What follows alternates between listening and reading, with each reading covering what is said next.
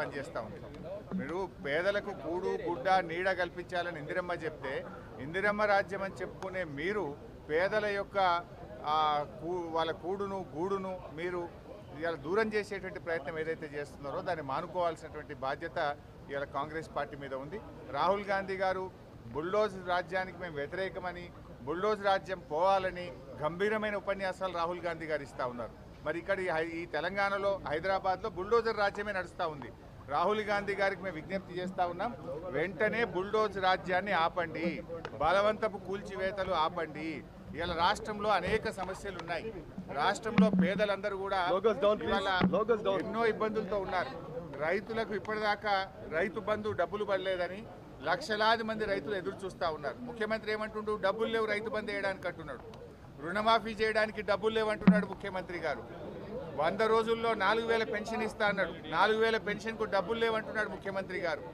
మహిళలకు 2500 ఇస్తా 100 రోజుల్లో అని ప్రభుత్వంలోకి వచ్చావు. ఎప్పుడు ఇస్తావు 2500 అంటే డబ్బులు లేవని ముఖ్యమంత్రి గారు మాట్లాడుతున్నారు. ఎస్సీ ఎస్టీ బీసీ మైనారిటీ హాస్టళ్లలో పిల్లలకు అన్నం పెట్టడానికి 7 నెలల నుంచి మెస్ ఛార్జీలు లేవు. 7 నెలల నుంచి పేద పిల్లలకు లక్షల మంది పేద విద్యార్థులకు అన్నం పెట్టడానికి డబ్బులు లేవంటావు. కానీ మూసీ సుందరీకరణకు 1,50,000 కోట్లు పెడతా అంటావా? నీ ప్రాధాన్యత ఏంది? పేద పిల్లలకు బుక్కెడు కడుపు నిండా అన్నం పెట్టి చదువు చెప్పడం నీ ప్రాధాన్యతనా? 1,00,000 కోట్లు ఖర్చు పెట్టి మూసీ సుందరీకరణ చేయడం నీ ప్రాధాన్యతన్నా? ఇలా కొన్ని మీడియాల్లో పత్రికల్లో చూస్తున్నాం, ఆడపిల్లలు టాయిలెట్కి వెళ్ళడానికి 100 మంది ఆడపిల్లలు 200 మంది ఆడపిల్లలకు ఒకే టాయిలెట్ ఉందని చెప్పి పిల్లలు ఇబ్బంది పడతా ఉన్నారు. ఆ పేద పిల్లలకు ప్రభుత్వ స్కూళ్ళల్లో టాయిలెట్లు కట్టడం నీ ప్రాధాన్యతన్నా? 1,00,000 కోట్లు పెట్టి మూసి సుందరీకరణ చేయడం నీ ప్రాధాన్యతన్నా? ఏది నీ ప్రాధాన్యత? నిన్న నేను సబితక్క గారు గాంధీ హాస్పిటల్ పోతే మందులు లేవు. మేము తెలుసుకుంటే ఏంటంటే సెంట్రల్ డ్రగ్ స్టోర్లో బిల్లులు చెల్లించక కంపెనీలు మందుల సప్లైని ప్రభుత్వానికి నిలిపివేశారు. రాష్ట్రమంతా కూడా ఈరోజు మలేరియా డెంగ్యూ వైరల్ ఫీవర్స్తో ప్రజలు బాధపడుతుంటే సర్కార్ దవాఖానాలలో గోళీలు లేవు. కేసీఆర్ కిట్ బంద్ చేసిండ్రు, న్యూట్రిషన్ కిట్ బంద్ చేసిండ్రు. ఏంది అంటే గవర్నమెంట్ డబ్బులు ఇస్తలేదు, కంపెనీలు మందులు సరఫరా చేయడం లేదు అంటున్నారు. పేద ప్రజలకు మందులకు గోళీలు లేవని చెప్తావు, కానీ 1,00,000 కోట్లు పెట్టి మూసి సుందరీకరణ చేస్తా అంటావు. అసలు నీ ప్రభుత్వం ఏం నడుపుతున్నావు? ఓ తుగ్లక్ ప్రభుత్వం లాగా అయిపోయింది, పిచ్చేవుడి చేతిలో రాయిలాగా అయిపోయింది. నీ ప్రాధాన్యత ఏంది? పేద ప్రజలకు మందులు ఇవ్వడం నీ ప్రాధాన్యతన్నా? పేద పిల్లలకు కడుపు నిండా అన్నం పెట్టడం నీ ప్రాధాన్యతన్నా? రైతులకు ఇచ్చిన మాట ప్రకారంగా 7,500 రైతు భరోసా ఇవ్వడం నీ ప్రాధాన్యతన్నా? 1,00,000 కోట్లు పెట్టి నువ్వు సుందరీకరణ చేయడం నీ ప్రాధాన్యతన్నా? ఏది నీ ప్రాధాన్యత? నువ్వు ఏం చెప్పి ప్రజలకు అధికారంలోకి వచ్చావు? ప్రజలకు ఇచ్చిన మాట ముందు నిలబెట్టుకో. సోనియా గాంధీ గారు తానే స్వయంగా హైదరాబాద్కి వచ్చి ప్రజలకు నేను మీ తల్లిగా హామీ ఇస్తున్నాను ఇదే తుక్కుగూడలో మరి హామీ ఇచ్చారు. నేను అడుగుతా ఉన్న సోనియా గాంధీ గారిని, మీరు ప్రజలకు ఇచ్చిన హామీలు ముందు అమలు చేస్తారా? హామీలు పక్కన పెట్టి ప్రజలను గాలికి వదిలేసి పాలన పక్కన పెట్టి 1,00,000 కోట్లు పెట్టి మూసి సుందరీకరణ చేస్తారా? నిన్న ఆయన మాట్లాడుతున్నాడు దానం కిషోర్ గారు, మేము ఎవరిని బలవంతంగా తొలగించమని.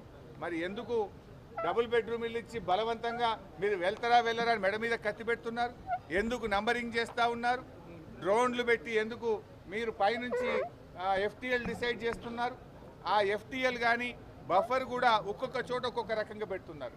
అంటే పేదల ఇల్లు కూలుస్తారట, పెద్ద పెద్ద బడా కంపెనీలకు ఆ భూములు కేటాయించి అక్కడ సుందరీకరణ పేరు మీద రియల్ ఎస్టేట్ వ్యాపారం చేస్తారట. ఈ ముఖ్యమంత్రి గారు రియల్ ఎస్టేట్ మీద ఎక్కువ దృష్టి పెట్టిండు. ఫార్మా సిటీకి కేసీఆర్ గారు 15,000 ఎకరాల భూమి సేకరిస్తే ఫార్మా సిటీని పక్కన పెట్టి అక్కడ రియల్ ఎస్టేట్ 4th సిటీ అని రియల్ ఎస్టేట్ బ్రోకర్గా అవతారం ఎత్తిండు ముఖ్యమంత్రి గారు. ఆడ ఫార్మా సిటీని 4th సిటీ అంటాడు. ఈ మూసీ సుందరీకరణ పేరు మీద ఇక్కడ బడా బడా కంపెనీలు తెచ్చి ఇక్కడ కూడా రియల్ ఎస్టేట్ వ్యాపారం చేస్తున్నాడు. అసలు ఆ DPRకే 1,500 కోట్లట. ప్రపంచంలో ఎక్కడన్నా విన్నామా?